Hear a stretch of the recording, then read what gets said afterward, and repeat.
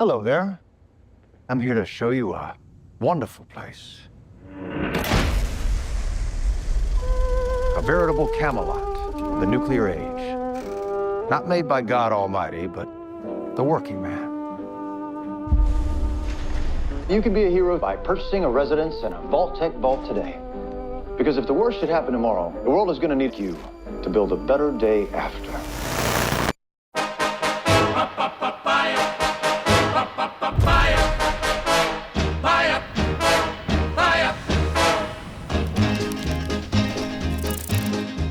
Don't let the stars get in your eyes, don't let the moon break your heart.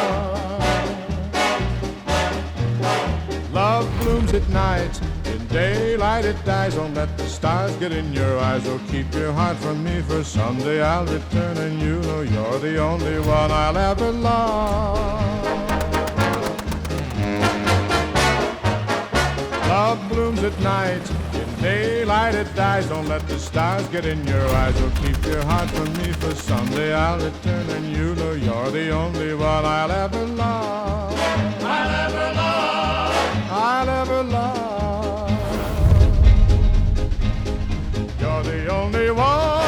You're the only one I'll ever love.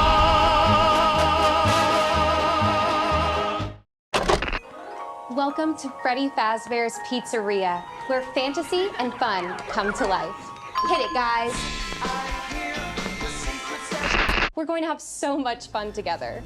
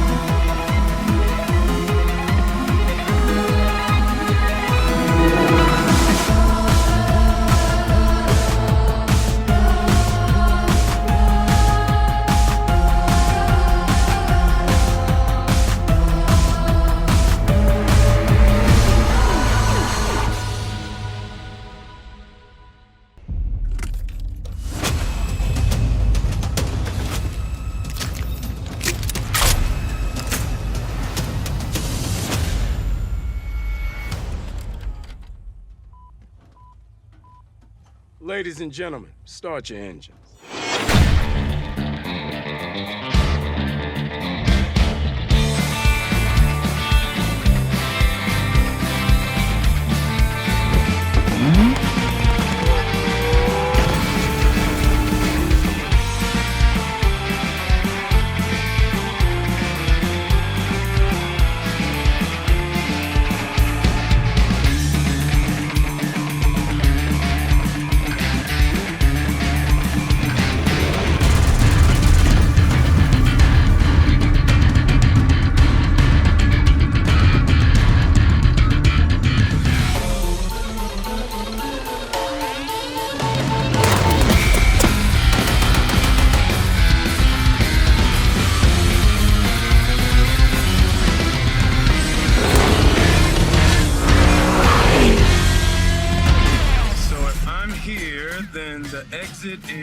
Oh, they have a Foot Locker. Welcome, everybody. This is Video Games Go Hollywood. My name is Tim Croshaw. I am your moderator. To my left is a group of individuals. I'll go ahead and introduce them. From the movie Five Nights at Freddy's, production designer Mark Fisichella. Art director Mark Terry. Twisted Metal Victoria Paul. Howard Cummings and Thang Fallout. So again, thank you all for coming. We're just going to get right into it real quick, starting with Mark. do you just want to do a quick introduction, give a brief what you do on the show, and for everyone, the fun question is, what is the first moment where you thought, wow, I've made it in Hollywood? And you can say today. Well, as a production designer... Eat that microphone. Yeah, okay. As a production designer, especially on a show like Five Nights at Freddy's, it's whenever you get into a project, you get a script, you have no idea what you're getting into and how far you're going to go with it. It's really just a pleasure to do a craft where you can break something down and really dig into your imagination and pull things out and create environments that people are going to enjoy, and it's going to drive a story or help drive a story. And as far as knowing when I've made it in Hollywood, it's probably finding myself sitting here on the Comic-Con talking about movies that I did.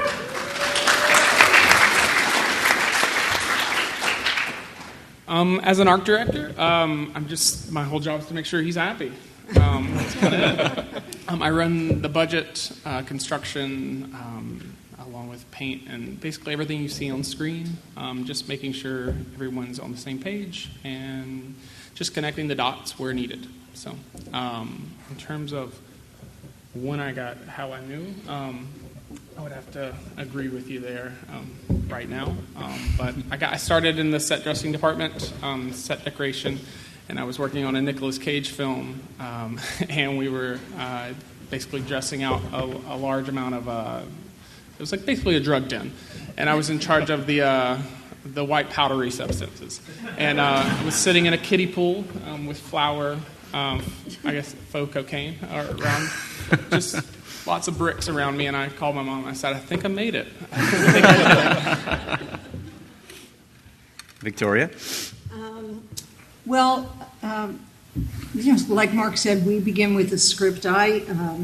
For Twisted, it really was more about a script because the video game really had no visual world beyond the cars. So we really were very dependent on the script. And, it opened with a crazy vehicle chase, multi-page shootout in an abandoned, overgrown mall. And I just thought, okay, So the rest of the show was like that. It was enormous fun. Here's when I thought I made it, which is, don't hate me, not here. I was doing a movie in Italy, and my construction coordinator came to me and he said, you have to come to the coffee shop right now. And I said, why? And he said, Fellini is here. And Fellini would come and visit, and he had his hat and his red scarf, and he was in a chair, and everybody lined up to shake his hand. He knew all of their names. He knew everyone. And he shook my hand. I was introduced. He kissed my hand, and I thought, That's a good story. Howard? Well, I can speak specifically to Fallout. That on this show, having source material as big and as vast as Fallout was a huge challenge to try to sort it all down and figure out, how do you interpret something like this, and do I even like it? And then, because you're accepting somebody's design and trying to figure out how to make it your own and how to make it a filmic. And so fortunately, we had a great group of people who helped me do that. Including a director, Jonathan Nolan, who had very big ideas about how to take a game that has scale and history and stuff, but how do you make it cinematic? And so for this show, that was really super fun. And once I just said, I really like the way the game looks, and I like every part of it. And I said, the challenge is, I'm going to go ahead and do every detail. I'm going to squeeze into the show, much to the dismay of some of the producers, who at one point came through the set screaming, "No more rivets! Stop the rivets!" because there was so much detail there. But it was but that was all part of what it is. So that was, and super fun. And then I guess, I kind of put myself through school because my parents didn't understand what it was I was doing, because I didn't become a doctor like I said I would. I have a double major in college, and kind of didn't tell them, oh, by the way, I didn't say, you don't have to come to my graduation, because I didn't want them to know I actually ended up in the theater. And finally I was like starting out, and so I worked on a movie, and there was this kind of famous actress at the time. Her name is Vanessa Redgrave, and and I was doing this thing, and I was pretty young, and she gave me so much grief during the show, but I gave it right back to her. It was great. But my dad came to visit, and she walked over to him and said that I was a creative genius and that he was really should be proud of me. And I was like, after giving me grief for the whole show, and I just was like very grateful. That's awesome. Really a wonderful thing. Wonderful validation.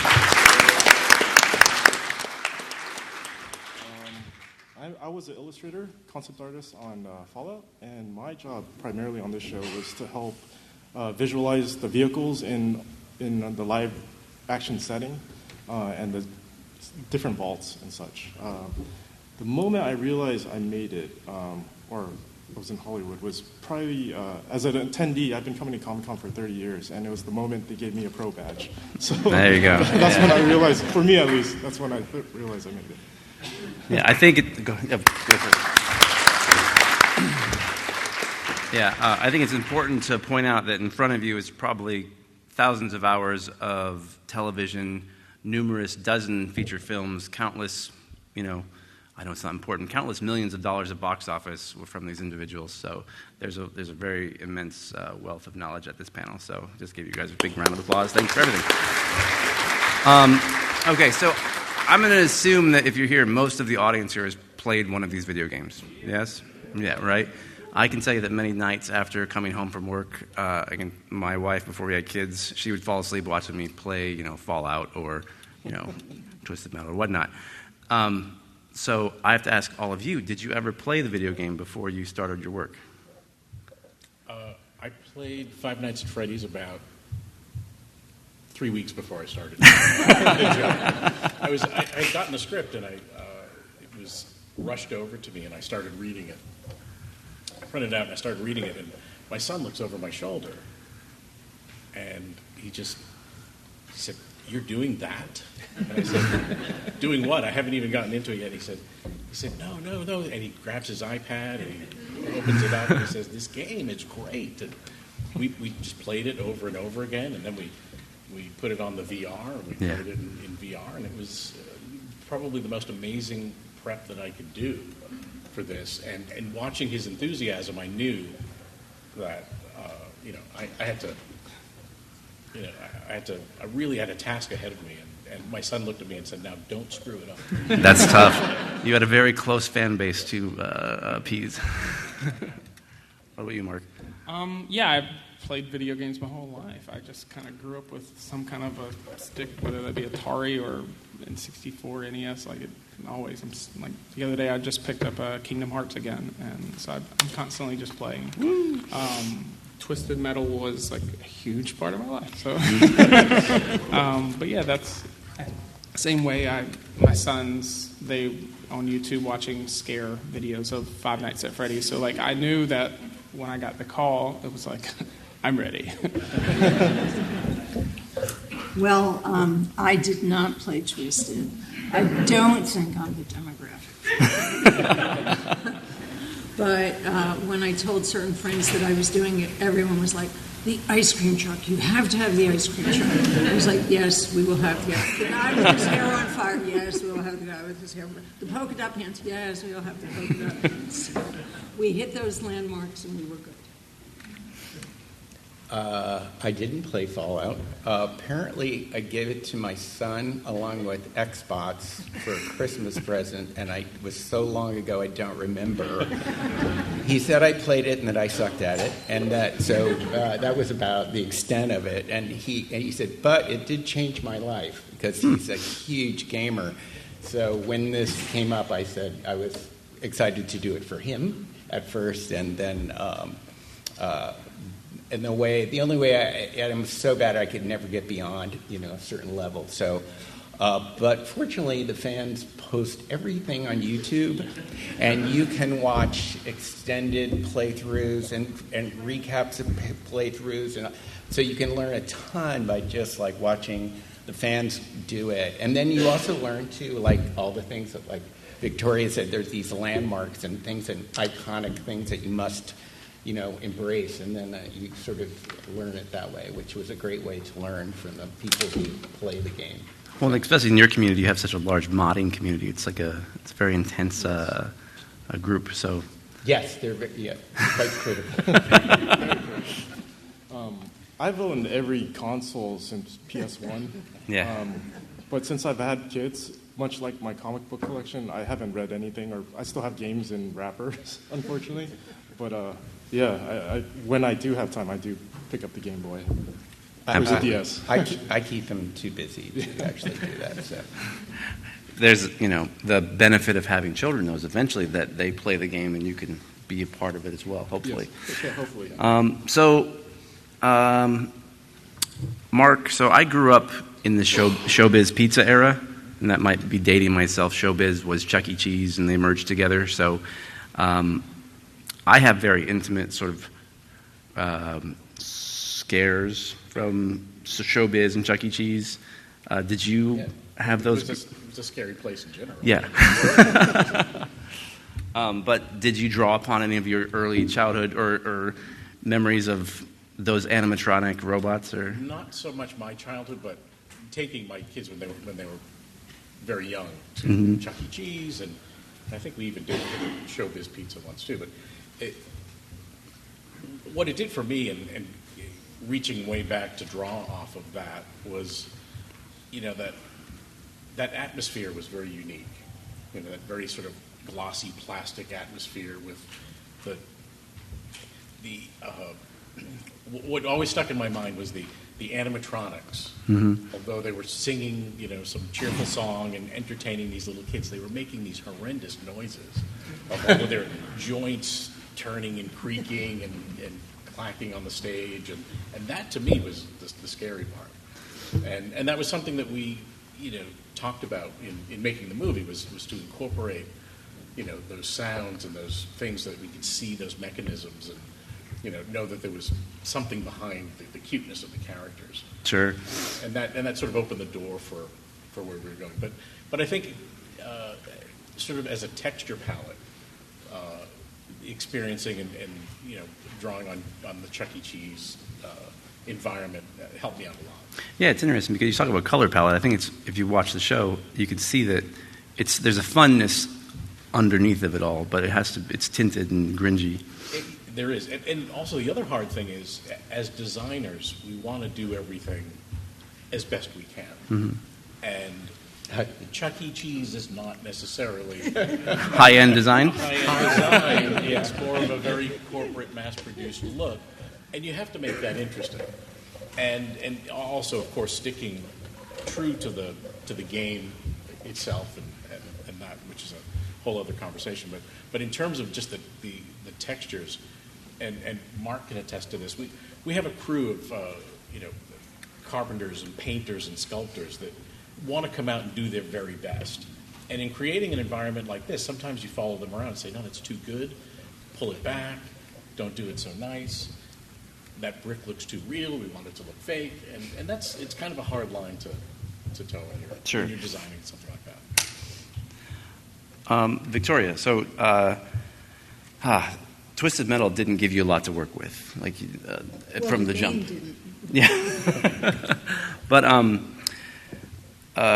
you're beyond the arenas that existed for the vehicle combat, and the cars themselves. They're their characters all on their own. Can you talk about some of the various spots and arenas you did create for the show? Because you did manage to bring in that element of gameplay. I'm thinking about the Adventure Time Park, where there's a vehicle combat between Agent Smith. Is it Smith? I'm sorry. Yeah. And our heroine.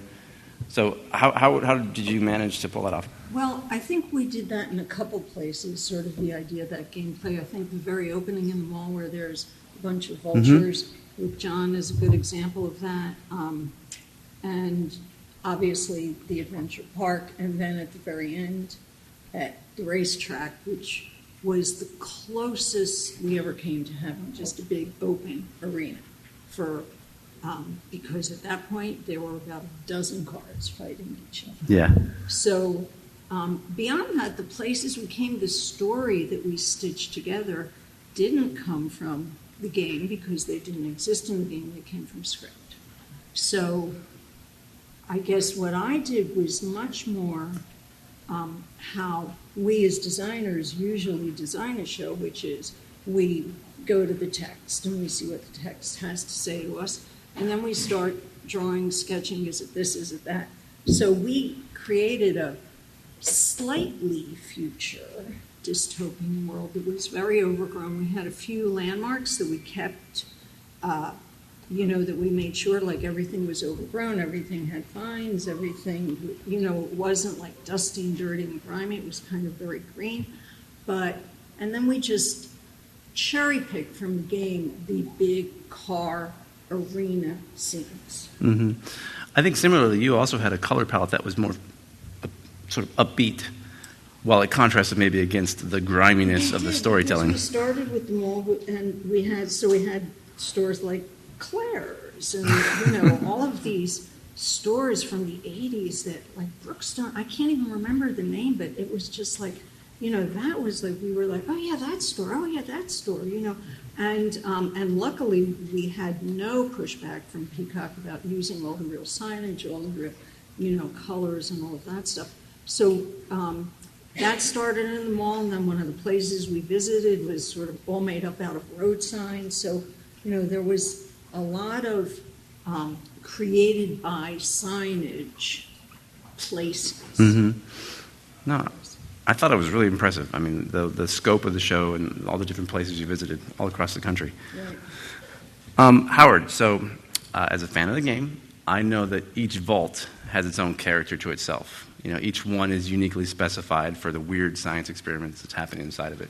So how did you go about creating a vault that looked like it came from the Vault Tech catalog, like if there was one, but creating your own unique one? Well, fortunately, for season one, the story wasn't one of the games. Mm-hmm. It was its own. It used certainly game history and language, but it was its own story because these vaults weren't. I mean, I think they were in Fallout 1, which was still, pretty much like almost like Pac-Man looking. Yeah. And so they're really which is great because then I didn't have to reference a particular vault, and so the writers, for instance, put in our vault a cornfield. Mm-hmm. And that's not in any of the vaults. That size room is not in any of the vaults. So, but in looking at everything and trying to figure out how to go about doing this, it wasn't like I could just sit down and sort of draw things. I actually, we researched the, in the game you can put together your own vault with a kit of parts. Mm-hmm. So we actually got the part kit. I said it, and I had all the people who were drawing, all the set designers, actually had to conform to making it as if you made it, if you were on your computer making it. So you'll see in the sets, the flooring has metal stripping in like 12-foot sections because it comes in the game as a 12-foot cube, and you could add parts to it. It makes the oddest rooms you can imagine, shape-wise, and also. They have a residential section, and the one thing you don't want to do when you shoot in a room is have one door. But these things had one door, mm-hmm. But I was like stuck to it religiously, and so even though I might have been doing something new, like the cornfield, like for instance, I think it was originally scripted that the cornfield had a painting on the wall. And I said, what if it's a projection? Wouldn't that be more fun? And then of course, Jonathan Nolan goes, yeah, and during the big fight, it can get shot out and go crazy. And I'm going, oh, great, well, okay. Which meant, and I was going, oh, he took it even farther beyond. And I said, oh, okay. But also we were shooting that particular sequence in a digital stage called the Volume.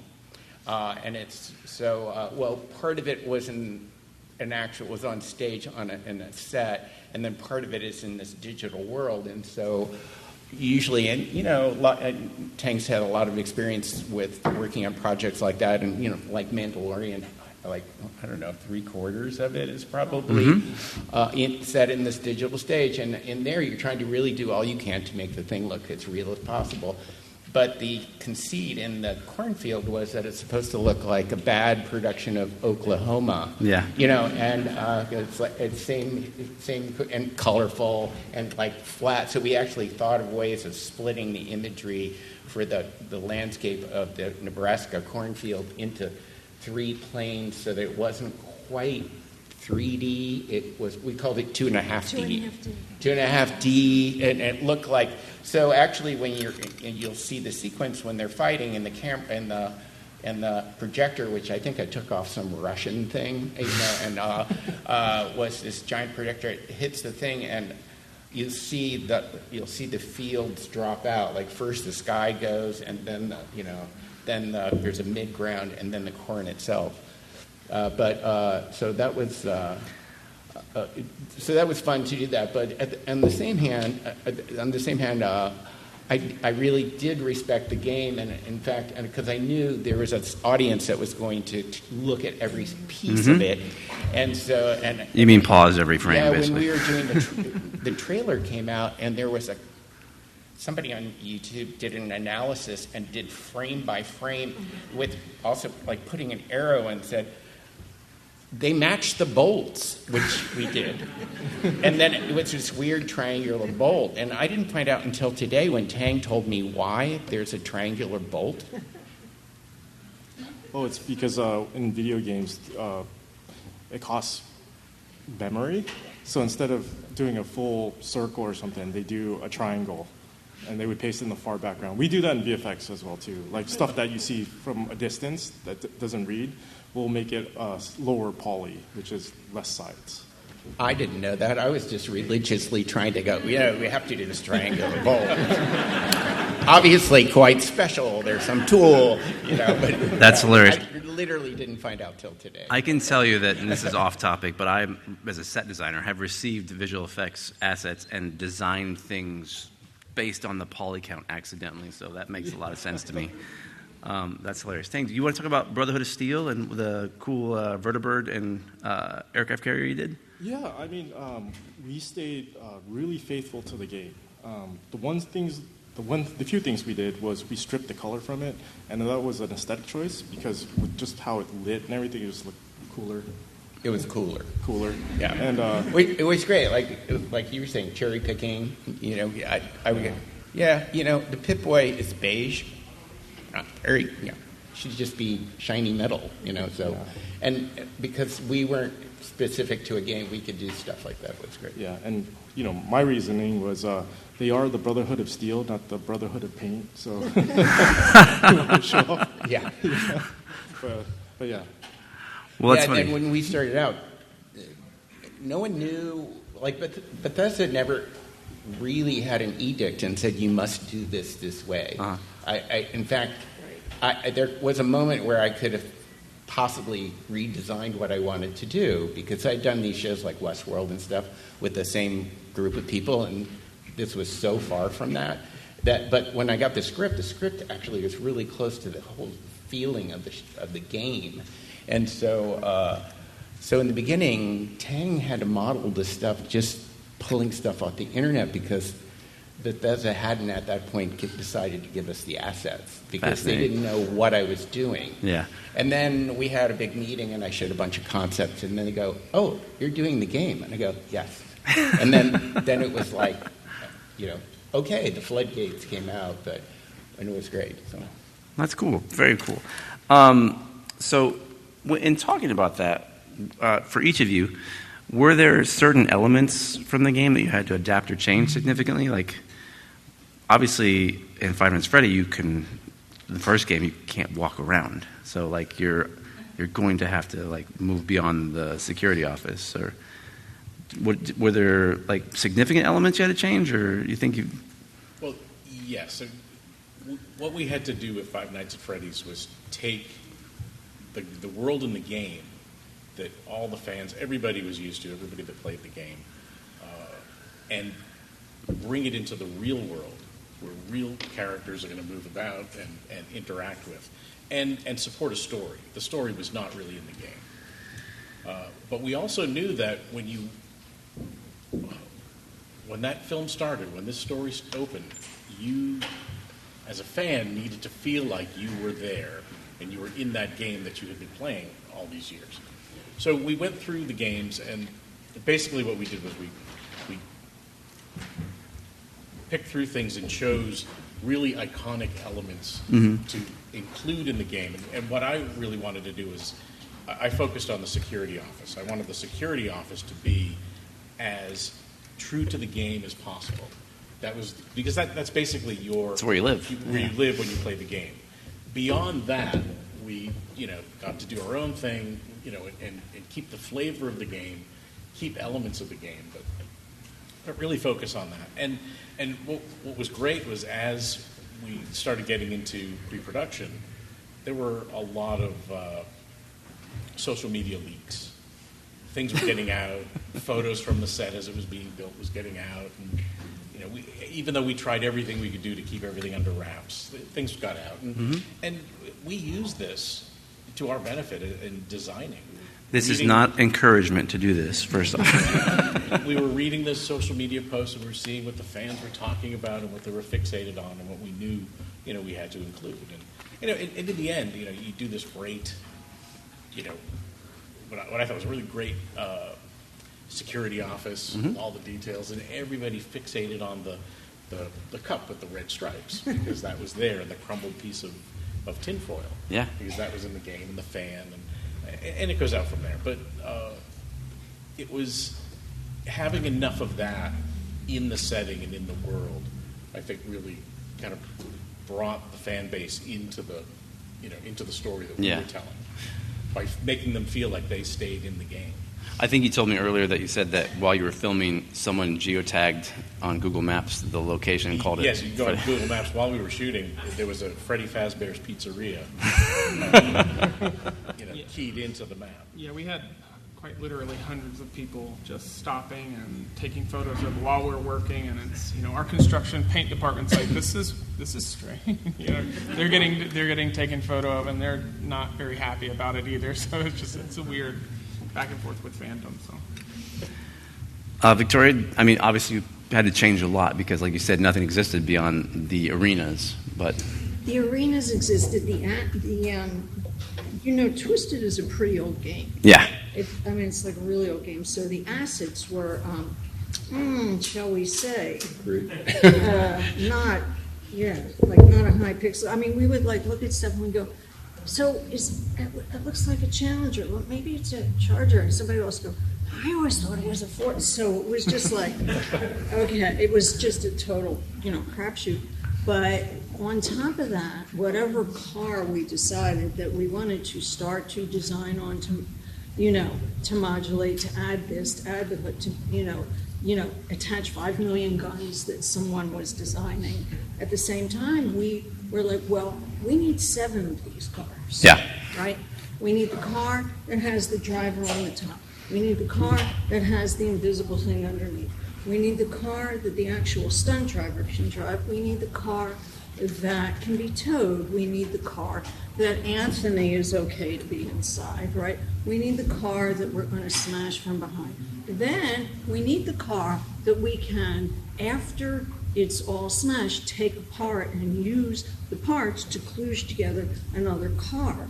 So very often the choice of what vehicle we have would be like, our picture car captain going like, well, I can get 5 of these. Yeah. And we would go, Did you run into situations ever where you had a car break down or you had to rearrange sheeting? Yeah. I imagine. Yeah, we had 3 of the ice cream truck, and the first time they shot it with the head on top, it was on a giant spring we found, and the head went. It was quite good, but the first time they shot it, they were literally in a sand pit outside New Orleans on a rather windy day. Yeah. And the truck came over the hill. The crew, everybody lost their minds. It was so cool. The head was doing this. Everything was great. And it basically got to the bottom of the first hill and stopped because the engine was entirely full of sand. Full of sand. So they were, okay, we'll do other stuff for the rest of the day. What can we do? We'll figure it out. But that happened all the time. Yeah, I would imagine. Quite a headache. We had a wonderful picture park crew. And they were magic guys, and they could fix anything. Super cool. Awesome. Howard and Thang, can you think of anything in particular that you had to adapt or change specifically for the game? I mean, from the game to the screen? Like, did you have to change, let's say, the power armor or Besides, stripping the paint, adjusting the scale. Yeah. Because the power armor, I think in the game was like over 7 feet something, and we scaled it down to 6'9", just to fit the actor. Or the person that was going to play the stunt person. We always one of the things we always had to do is always scale was a big thing. Sure. So, for instance, in the game, the Pit Boys are actually, if you get you can actually get a Pit Boy. I saw one downstairs. Make them. They're like this big. Well, we have Ella Purnell, who's our leading actress, she's tiny. Yeah. She's like 5'3" or something, and and just very slight, and she was going to look idiotic, and it was like, you can't act with this giant thing, so we had to scale it down, and then it was a whole. So I was kind of worried that I'd get feedback from other people that you can't do that, but no, and they said, Todd Howard, who's the head of Bethesda, said, oh no. We make it big so the player can see what's on the Pit Boy screen. He said it totally makes sense that it would be smaller in real life. And I said, okay. So, it was stuff like that would be, we could, and, we have things that have to function too. Like Thang actually, just making putting an actual person in power armor. Suit. Yeah. Yeah, so he had to model it all and put a person in it. He's really good with like mechanical parts and actually having theoretically make them all move and how could you move in it. And so just making all that stuff come to life it's one thing to do it, digitally, but sure. To actually physically make these things, function that way takes a lot of engineering, and we had a lot. There's a company called Legacy that does like Iron Man suits and stuff. Yeah, and they're pretty amazing. And we, there's like we had to even build there's a suit where it opens up and you jump into it, and we did because we wanted to do everything as practically as we could. So that suit we called the clamshell. It was fully dressed like as if. It was, but if you actually closed it, you would kill whoever was in it. So then VFX digitally shut it with the person in it, but we never shut the thing for real. But everything else is like as practical as we could make it. Well, I think in each of your shows, it's really actually kind of cool and refreshing to see live practical characters, whether that be cars or giant murder puppets and and power armor walking around, which was super cool. And jumping off that, I think this is always the case, but do you have a favorite set or prop that you became sort of fascinated with? Mark, you want to start first? I think, as I said before, the security office was my favorite. Yeah. Set. It was very sort of grounded, and I started from there, and that sort of inspired everything else. But the overall set, we designed Freddy's as one complete set. Every room, every hallway was connected to where it went. You could walk through the entire facility that we built on a stage. Instead of doing it, typically what we do is we would separate it or part it out into different sets so that we can be shooting one and working on one and light one. and move around that way. But we chose to connect this whole thing, so it was one sort of enormous pizzeria, and everything you saw, everything that was in the film was attached to itself in that. So, and it was quite a big building. Do you have to make special accommodations for large puppets and such like that, or? Yeah, we did. When we started designing the set, and the puppets were being built back in California and Los Angeles at Jim Henson's workshop. So we didn't really see the puppets in person until they arrived about 3 or 4 days, maybe a week before we started shooting. Yeah, we had some photos, but it was nothing. And I'm thinking, I'm seeing pictures and I'm seeing people standing next to them. These things are enormous. Yeah. And I want to know, am I designing a stage that they'll all fit on comfortably? Is it, I don't have them here. So what we did was we had photo blow-ups, actual size photo blow-ups made of each character, and we stood them on stands and we'd move them around as we were building the sets and designing things, and to map out how much room there was. And come to find out that somebody in Los Angeles got the measurements wrong, and our puppets were a little bit smaller than the actual puppets. And when Bonnie arrived, Bonnie was 8 feet tall. Yikes. Now, doorways are typically 6, 8 to 7 feet tall. And the director was very adamant, Emma, the director, was very adamant on when Bonnie comes out of this storage room that,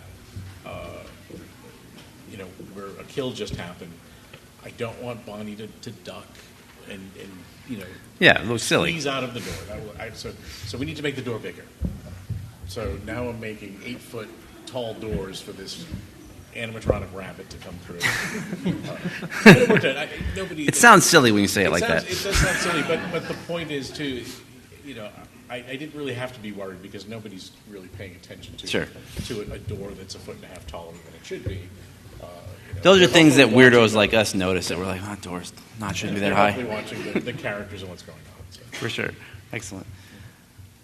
Victoria, how about you? Or Mark, did you have something to add? Or? No, I mean, I would agree with Mark. One of the coolest things was that, I grew up with Chuck E. Cheese, not so much showbiz, but walking around an entire pizzeria like every day was kind of weird and cool, and that was a fun experience. Awesome. Victoria, do you have a favorite vehicle or prop or location?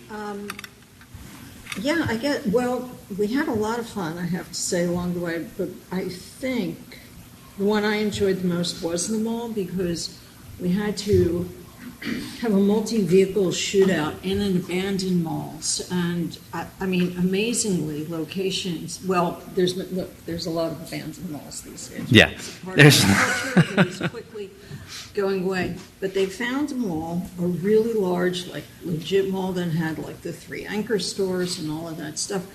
Who, for the life of me, I don't know why, agreed to let us do what we needed to do, which was essentially age the entire thing, put vines over the entire thing, drag vehicles. You were in New Orleans, right? We were in New Orleans, baby. Have gunfire. I convinced somebody to let me put 4 feet of water in their building. But it was, why? And we would, every time we would go there with our stunt coordinator, he would get like another idea. He was, well, then we can like go through this window, we can go through this door, we can blast out through this window. And we would just be like my art director would be just like measuring the windows for candy glass. All right, we're going to take out this window, we're going to take out this window. That means if you're looking at more vines, more paint, more, and they were like, everyone just was like, okay, yeah. Well, okay. It was like, and the cars did what they had to do. A couple of times the cars, between sort of barrier obstacles that we put there on purpose and real walls, like the drivers were like, we got this, and they would go, and then there'd be like this quiet, and you'd hear like, I'm stuck. And we couldn't sort of get a vehicle around to push them out, so it would be the grips and the guys trying to push. But, so there were tight corners, but... well, that's an amazing sequence. It is, I know it's some camera magic in there, but like seeing those guys It's take practical. those It- corners, that yeah, sequence is 100% practical. which is amazing nowadays. To be fair, amazing. So kudos to you all. Howard, do you have a favorite set or prop or? There was one thing in the game, one of these iconic things that wasn't in the script, and it was the red rocket, which is a red rocket's a fueling station. It's not really fuel. The cars were atomic powered, but it is where Dogmeat is one of the. It's always dropped off, and there was a sequence, and I said it has to be the red rocket, and they go, we can't do that. We can't afford it. We don't have the time to shoot it. And I said, no, it has to be the red rocket. I'm doing a red rocket, but we really didn't. But the location guy, Paul Kramer, he found this gas station in Nyack, New York, that was so close to the basic architecture. Wow. So I went in, I met the guy who owned the gas station, and said, how many days? And he said, what? I said, how many days will you shut down for? And he said, 5. And I said, okay, so we have 2 days of shooting, which meant that I had to prep, wrap, and shoot it like within a 5-day block because it was functioning exactly. And it was, but with the enthusiasm of my entire crew wanted to do this so fast, we figured out this whole system of how to put everything in place in about 2 seconds. And it was like, and it was so insanely, and cover the, we couldn't move anything or paint. We had to cover everything like with snap-on things, and it was like, I don't know, it was like, but it was, I just love that. It's such a wacko thing that I just really wanted to have it. It's funny what constraints can do. It's really magic sometimes. My favorite thing would have to be the Vertibird. It was my first assignment, and when Howard called me, I got off the phone, I was like, yes. It was the first thing we did, and it was like years later that, with COVID and everything, it was released, and the first time I saw it on the screen, I was like so disconnected from it, because I'm a fan. I was like, yes. So it was like a dream come true for my inner 8-year-old. For sure. We're running low on time, and I kind of didn't pay attention, but I'd like to open up the floor to any questions that anyone might have. You back there with your hand up. Yeah, you can yell it out. Howard, I think it was you earlier mentioned the volume. How is your job changing, or all of your job changing, when you have digital backgrounds rather than physical backgrounds? Well, it just happens to be the group of people I'm working with. It's changing kind of fast, and it's expanding, and it also it changes who I can hire as well, because a lot of the stuff I have to do has to be modeled, because it eventually is going to be built digitally, and it goes to a whole other group of people called the Virtual Art Department. It's called the VAD. And the VAD is, on Fallout, it was like, oh, great. So we have 2 foreign units. I have a whole digital art department called the VAD, and then there's one of me and a whole physical giant show, and it was like pretty insane. But I mean, I had amazing people, and I was trying to figure it out. It's a great tool, and like it can be figuring out how to do it. One of the Jonathan Nolan works a lot with. He helped start the technology and using Unreal, which is a gaming engine, to drive the content that's on the walls, and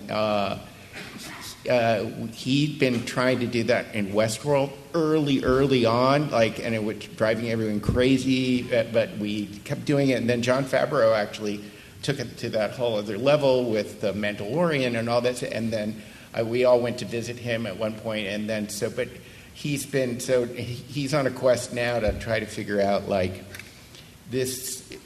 It's an expensive technology. It's partly because it's at the beginning of it. Things are always that way, but it's also takes a lot of time to develop assets, to deliver them, to mix them in with the real physical assets and stuff like that.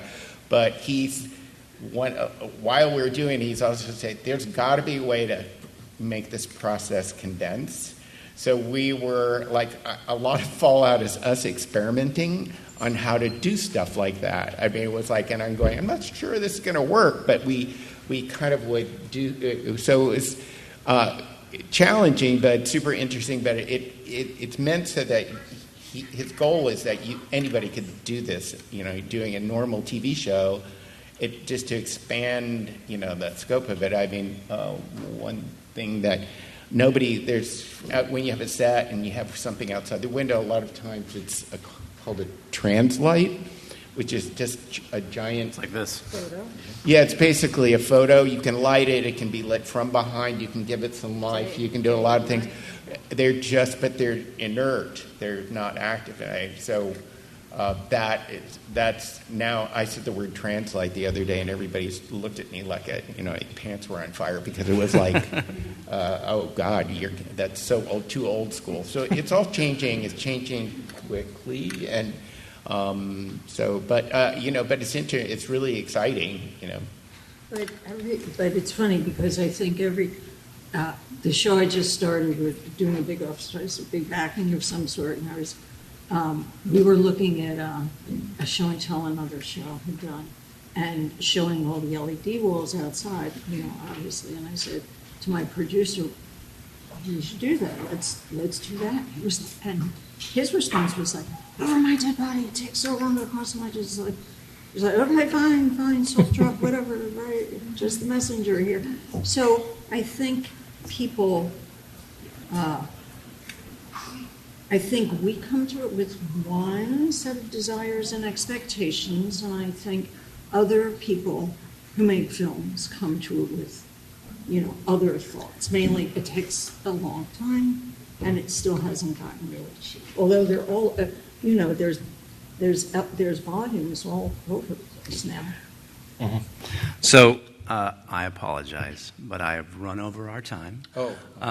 I would encourage everyone who's got additional questions. We're having an autograph session at the Sales Pavilion after this. Come on through, get an autograph, ask some questions. You might be able to catch one of us out in the hallway as well. But let's give it up for our panelists. So thank you, everybody.